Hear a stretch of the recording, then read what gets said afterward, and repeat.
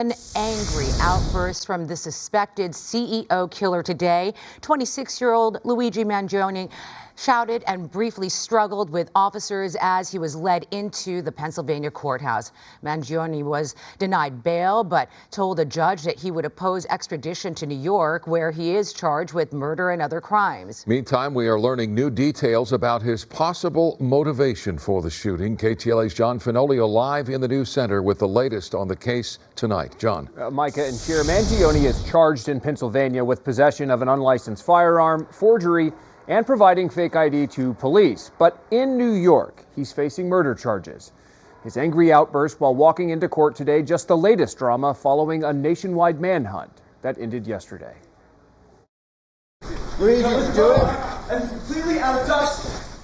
Alleged killer Luigi Mangione shouting at reporters as he's hauled into a Pennsylvania courthouse. The 26-year-old was denied bail and is contesting his extradition to New York, where he's facing murder and other charges for allegedly gunning down United Healthcare CEO Brian Thompson in Midtown Manhattan last Wednesday. Mangione's attorney says he hasn't seen any evidence his client is tied to the murder. If the government charges a person with a crime, they have to prove that, okay? And they have to have some evidence. Nothing. I've seen nothing. I have nothing.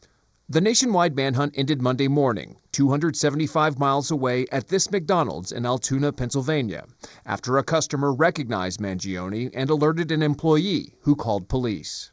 She said it between his eyes and his eyebrows. She says, when I took his order, it was like she got in her mind, oh my God, it's a guy from New York. At the time of his arrest, authorities say Mangione was carrying a 9mm ghost gun, likely made from a 3D printer, along with a suppressor similar to the one used in the assassination. He also had multiple fake IDs, a U.S. passport, and a handwritten manifesto that speaks to both his motivation and mindset. Authorities say Mangione's writing expressed anger with what he called parasitic health insurance companies and deep frustration with the U.S. healthcare system, which he believes puts profits over people. Police also say he had written admissions about the crime. He seems that he has some ill will toward corporate America. Friends now stunned that Mangione, an Ivy League graduate who comes from a distinguished family, could become an accused murderer. He was everything that you could want in a high school student. He was so driven and smart and athletic, friendly, sociable.